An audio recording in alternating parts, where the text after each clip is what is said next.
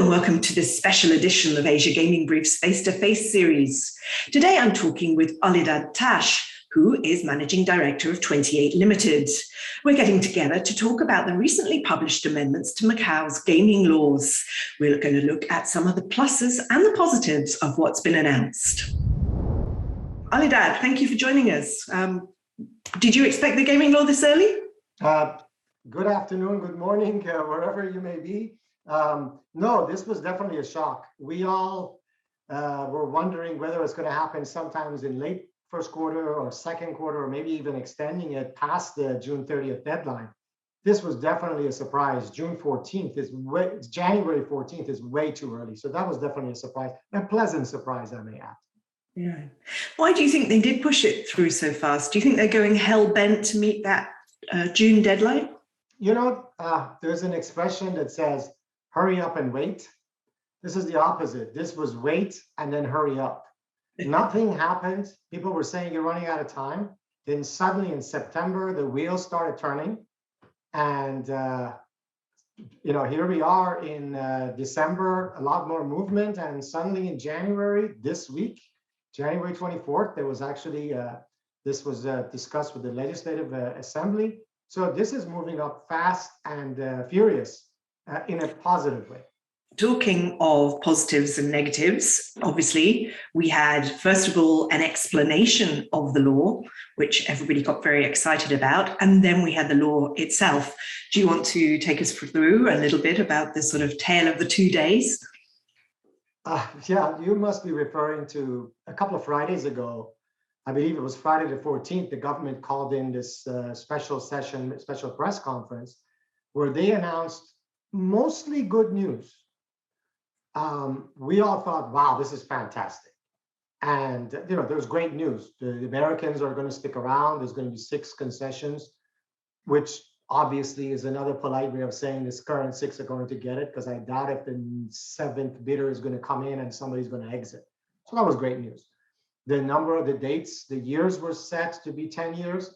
It's half of what it used to be, but most analysts were expecting 5 or 10 years. So net, it was very positive.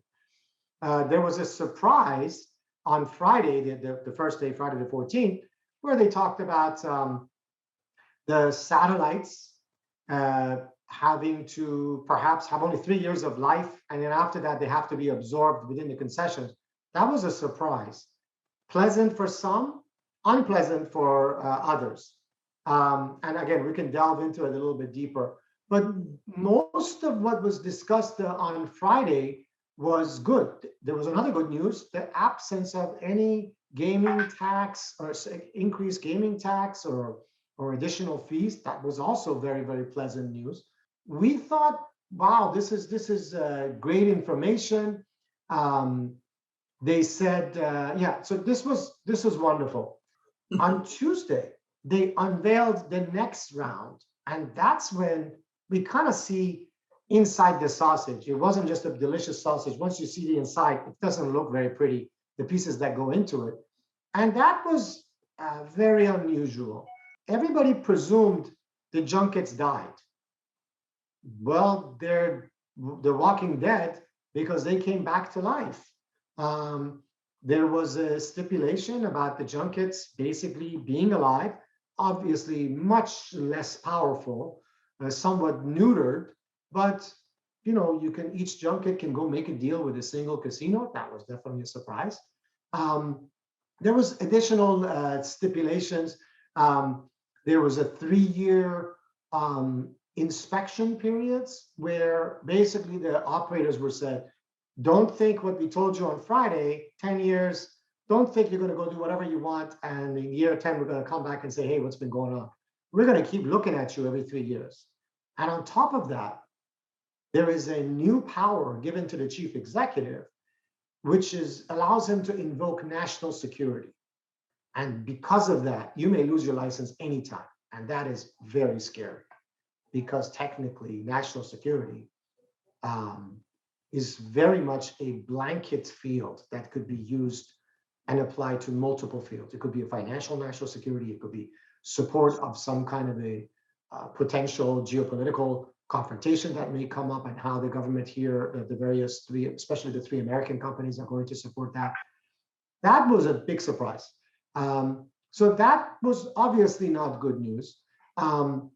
There was another surprise news was the fact that in addition to the table cap, which is the limit that's been in operation since 2010, where the number of tables are allotted based on what the government provides you, slots are going to enter the picture. That was another mystery. And finally, there was one more stipulation in that if you don't use it, it's use it or lose it effectively. If you don't come up with a prerequisite as determined by chief executive win per day based on your slots and tables, you are going to be fined in year one, and you will be potentially may lose those tables, those unused tables in year two. That was also interesting. Definitely not pleasant as far as the operators are concerned, but it basically said you're just hogging up tables if you're not using it properly. What's going on? Let's make it a little bit more competitive. So those are, yeah. Sorry, carry on. Carry on. So I'm saying those were very unusual. Was there enough of a bad news on Tuesday to negate what actually happened on Friday? No, Friday was such fantastic news that, you know, some of the luster came off, some of the shine came off. It was a little bit awkward in the way that this was presented. I mean, some of these negative things could have been hinted on Friday, because I doubt that they didn't know about it Friday and then suddenly they made the changes on Tuesday.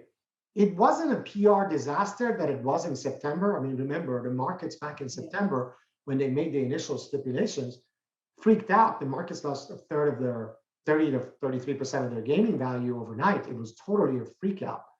And on Friday, oh, by the way, on Friday, two more pieces of good news came out.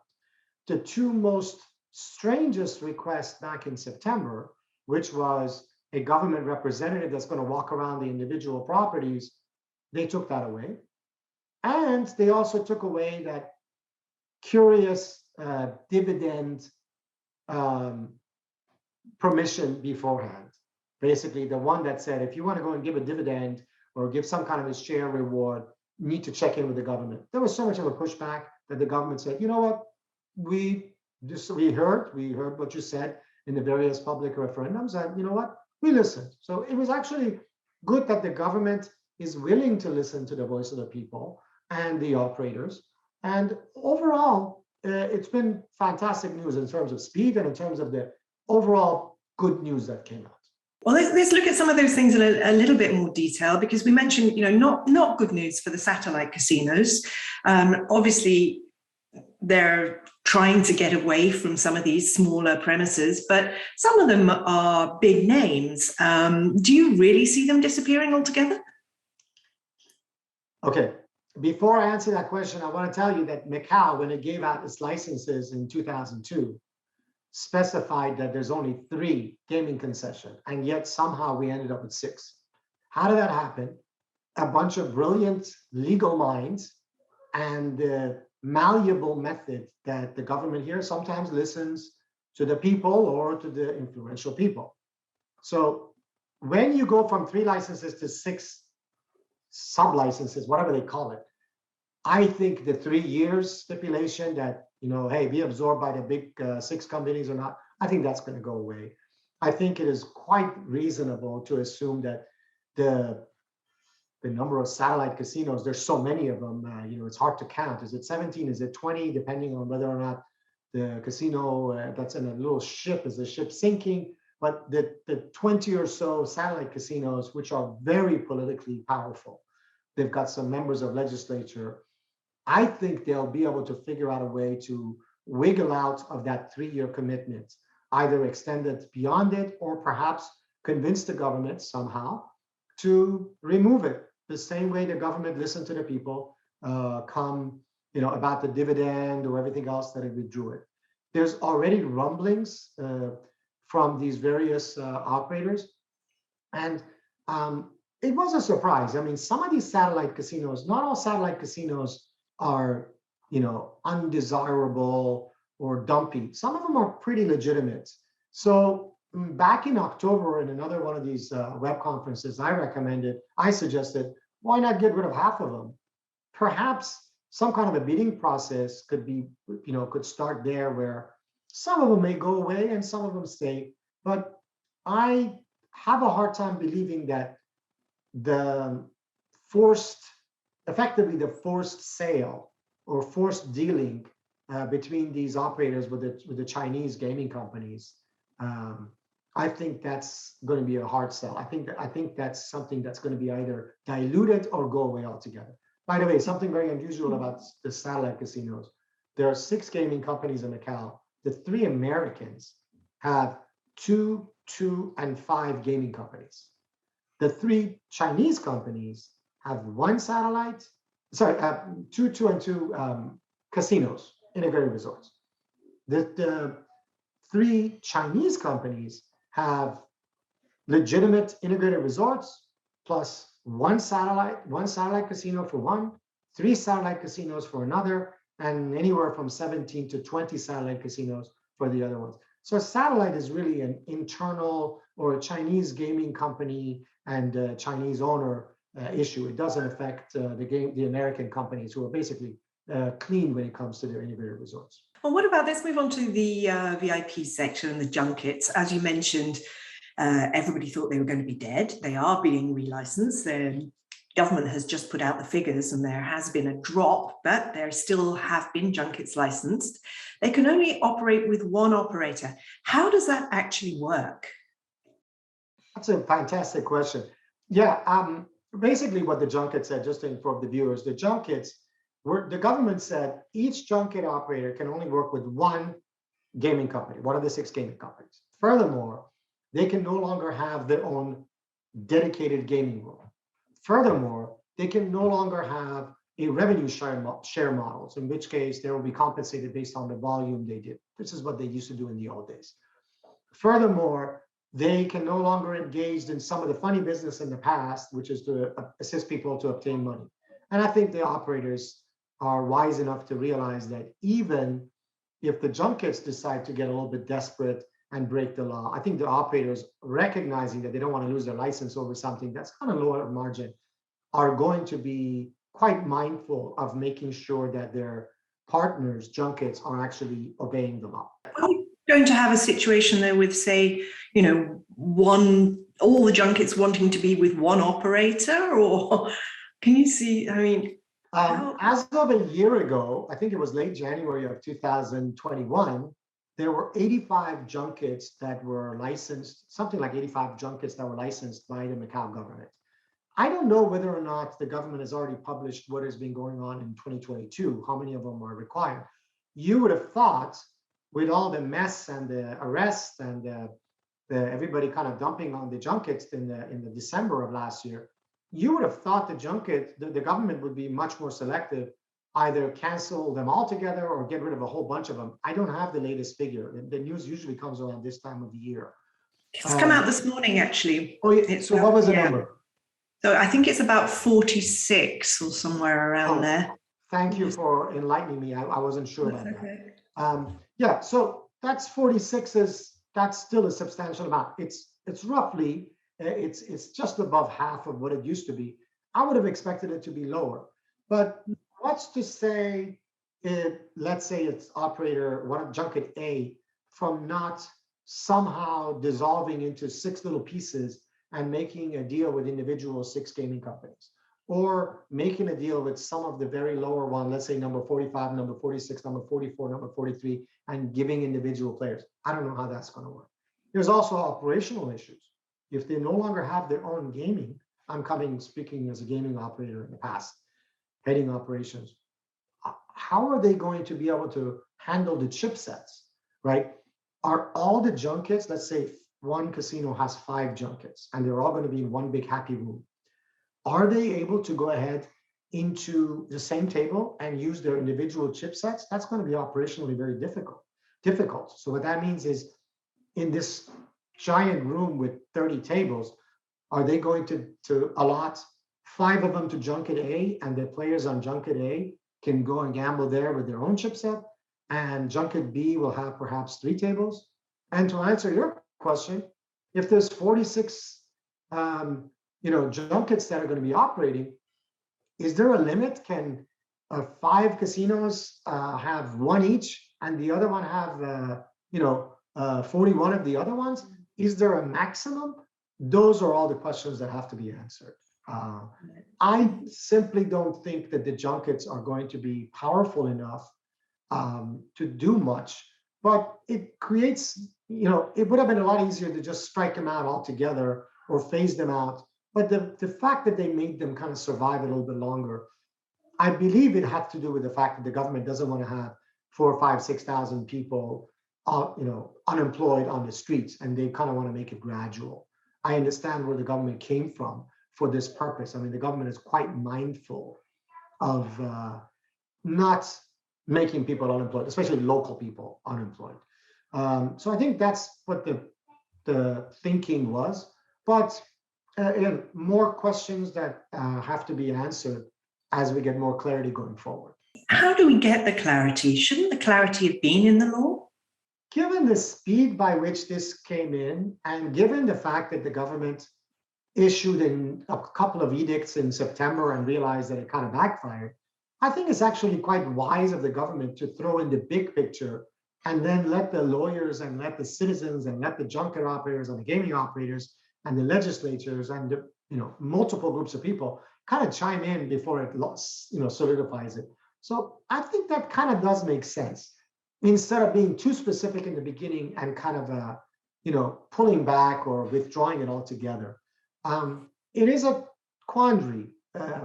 There are, again, every time the big items are there, the little items need a little bit more time to kind of develop, to be kind of digested in terms of the impact on Macau and employment and the economy, and then going forward. So, you don't want the government in this case to be too specific. You also don't want it to be too broad. So I think it's a fine line, and no matter what the government does, you can kind of find criticism. So I don't offer much of a critique. I'm just saying it is what it is. The government's walking a fine line. Hopefully, they'll be as flexible to make the appropriate adjustment in due time. And given the fact that they have so many months to go before it, I think they will be able to come up with a happy medium that will have less complainers. Okay. Let's look at a couple of the other aspects. Here's one of them that you didn't mention before, but is in there, about the need to inform the government if you are going to invest or branch out into other jurisdictions. What's behind that? You know what? There were so many stipulations. You're right. I totally forgot about that one. I think it has to do with the government kind of wanting to be informed geopolitically what's been going on. You just can't pick a country and say, hey, guess what? I'm going to deal with it. I think that has something to do with it. There were, again, without naming names, there were a few jurisdictions that were not exactly first world countries that there was potential investment on. And I think that had something to do with it. They basically say, listen, kind of let us know in advance where you're going to be ending up. Perhaps we're not in good terms if you're going to go and make a deal with a brand new registration, a brand new partnership with a country that doesn't have a very positive stance with Macau or China. This is reasonable for the government to be consulted when it comes to geopolitical. The fact that they explicitly stated it, I mean, every 20 years, or in this case, going forward every 10 years, the government kind of wants to put a little bit of guidelines and says, let us know. I think the way that they stipulated it was very nice. It was polite. Kind of get a clearance from us before you proceed. Okay, fair enough. And back to that rather surprising element of the caps on the tables and the minimum GGR levels. The government's going to set this GGR level. Do we have any idea how they might calculate that?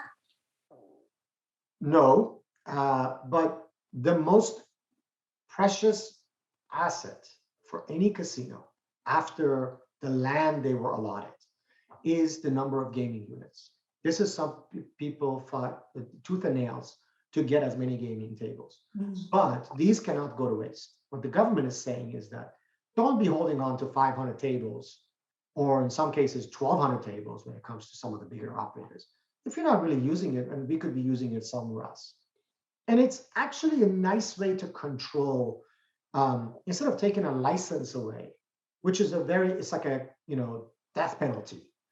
This is a good way to go and have a misdemeanor or a felony or different degrees of punishment and reward. So during the 10 years, the government can simply use the slot cap, the table cap, the penalties, the withdrawal of these units as a way to kind of steer the casinos towards what it wants to do. It has explicitly stated that we want more non-gaming. So if everybody over the next 4 or 5 years suddenly rushes in and does non-gaming, and one operator says, you know what, it is what it is, I don't want to do much, the government can go and choose to use a stick approach. Or it may say, you know what, you get to keep your tables, but guess what, I'm going to use the carrot and I'm going to help out the other guys. Because the one message that has come through from the government for the last 4 or 5 years, and far more explicitly recently in September and just this month in January, has been non-gaming. Give us more non-gaming. And the way to control that without basically killing the horse is to feed the horse or beat the horse. And that is the best way to do it using gaming units.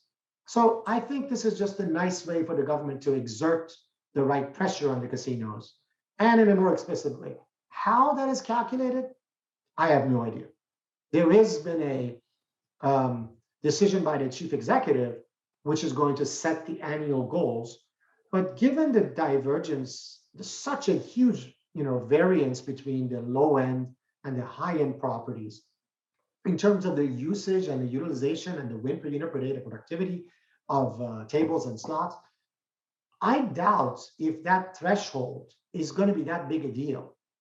If one of the operators, SJM, which happens to be one of the least productive, has the actual median win per unit per day of everyone else, they're going to be severely punished. So they're going to have to make it the goal light enough, or the bar set it low enough that everybody can clear it. So in effect, I don't see the penalty working as much as I see the reward, which is the going forward. Hey, you're opening a museum. Hey, you're opening more hotel rooms. Hey, you're opening more cultural exchange centers, all these different non-gaming things. We're going to reward it by giving you 25 tables, 50 tables. I think that's another way of actually using it. So it's not just negative, it also could be thought about as the carrots as well. I want to follow up on that. So the understanding is that the cap will be a market-wide thing and it won't be calculated to the individual operator.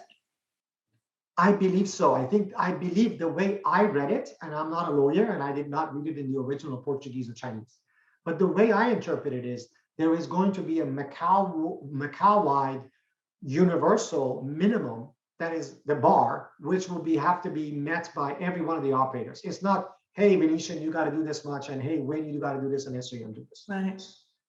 Okay. Interesting. Now, you mentioned that very key thing there, the non-gaming. There is lots of mentions of what the operators are actually expected to do, non-gaming, CSR, promoting local talent, supporting sporting, cultural events, small and medium-sized businesses. But there's no real specifics on how they do that. There were no sort of key targets for non-gaming. Why do you think that was, or do you think they'll come out at a later stage? Okay, first of all, asking employee to be nice to employees, to treat employees nicely, to do non-gaming, these are so vanilla. These are so obvious that you're right. There was no substance in there. It just says steer in that direction. The other part is that it is very difficult for the government to set thresholds and say, we need you to raise your non-gaming from X to Y, because operators for years have been racking their brain to come up with ways to increase non-gaming. And the only way to do that is hotel rooms. That's the most basic way of doing that. You start shows, House of Dancing Water, Zaya, different ones, they're too expensive and they can only move the needle so much. Restaurants.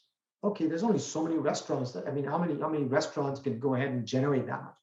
It's only it's hotel rooms that are substantial enough in the thousands that will substantially increase the non-gaming revenue. Everything else, from art museums, go to some of the art museums that are going on in Cotai. You don't see a single person in there. This is not the attraction. Nobody flies from China, goes through the visa process, gets on a plane to come to Macau to go see a museum. Doesn't matter how much you try to, it doesn't work that way. People come to Macau for one reason specifically. It's just to gamble because that's the only place where it's legal. People, if they want to have good fine dining, they'll do it in their own cities. If they want to go do MICE, it is much easier to do meetings and conventions and exhibitions in Shenzhen, in Guangzhou, in big cities where you pay domestic airfare and you don't require a visa. If I'm sitting in Shanghai and I want to go see some kind of a big convention, I don't have to come to Macau and go through the visa and go through the more expensive airfare to come over here to go and attend a show where I can see essentially the same show domestically. Again, Macau is part of China, but effectively you need a visa. So no matter how much they want to go and make it the MICE capital, the visa process, which has gotten tough, is always a burden, and it's a hurdle. And that will never go away because Macau cannot just suddenly open up and become, hey, anybody can walk in here. If that's the case, we're going to have significant traffic issues, significant challenges. So honestly, where else can you go do this? Now, I said the best way is to go and increase hotel rooms. Yeah, but hotel rooms require, and there's 3 or 4 operators that are going to have phase 2, phase 2, phase 2, phase 3, phase 4, depending on which property within the next 5 years. We're going to probably add another 9, 10,000 hotel rooms. But after that, real estate runs out. There's no more real estate. So unless the government's willing to go and give that real estate to people, you can't build a hotel on top of a hotel, right? This close to the airport, there's actually the flight path prevents the height of these properties to go higher. So we're kind of stuck where we are. And it is very unhealthy for us to constantly compare ourselves to Las Vegas. Las Vegas got 140, 150,000 hotel rooms. Macau has something in the mid 20s. If it's very, very aggressive, we'll probably have 35,000 hotel rooms. That's it. What about Hengqin? Should they do more to develop on Hengqin then? The Hengqin Island and the fact that it's de facto part of China, part of Macau, and also part of mainland China, it doesn't allow any gaming, right? That is one of the stipulations. So yeah, Hengqin could be used for hotel rooms, but there is logistic issues. Is it considered Macau? Can you then somehow go in and out from Hengqin Island into Macau? Or are you going to absorb the Cotai into Hengqin? Obviously, you can't do that. So yeah, you can kind of try to do that, but I don't see it logistically that palatable to be staying 2 or 3 kilometers away and have to go to a checkpoint to get over here. Yeah, sure, Hengqin would be a natural extension if it allowed casinos, but the government said no.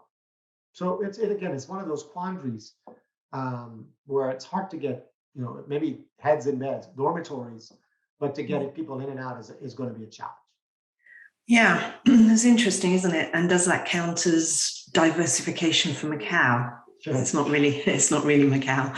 Coming back to some of the other finer points in the bill, there was another curious one about the 30% shareholding limit, public float limit. How did you read that?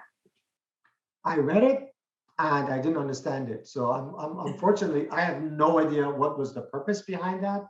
Was that to prevent a hostile takeover? Was it the other way around? It's just as quizzical to me. I'm not a legal expert. I also don't understand the financial technicalities behind it. I didn't understand that. Neither did I understand the Macau shareholder going from 10% to 15%. I don't think it makes any operational difference in how it does. So those are mysteries to me, and I'm sure some of your other guests can shed further light into that. Yeah, there are some curious features. And one last thing, if I may, I understand that there is also going to be a set limit on the number of outstanding chips and the requirements of the operators when it comes to those chips. Can you fill us in on that at all? Another attempt to kind of control the flow of money and provide more accountability. That's how I read it. It's that they want to make sure that everybody knows at any one time what is out there, what's outstanding. I think there's going to be a lot more requirements of transparency going forward. I think once the legislature approves, again, it goes from the big items to the medium items, and then it goes to the nitty gritty that has yet to be passed. And it's going to kind of, after the consultation, we're going to go and see some of those. I think that's when we're going to go see a few more answers to your question, to your many questions, as in exactly how is this going to be handled.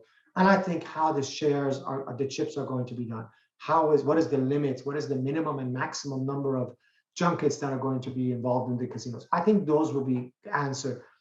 In terms of the big pictures, the last 2 or 3 questions, they don't really move the needle much, whether it's 10% or 15%. The good news is we're going to have 6 operators. They're going to be constantly watched, so they can't take a sigh of relief and say, wow, good job.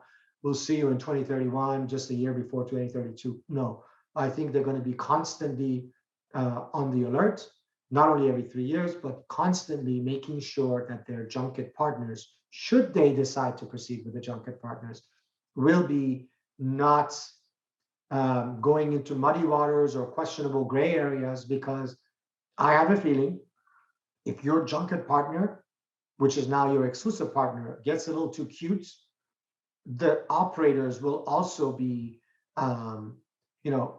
treated the same and will be penalized. So that is the level of scrutiny where you have to make sure you're kind of vouching for these various operators, various junket partners that you're going to be having. I think that's something to watch out for. But all said and done, is any bill perfect? No.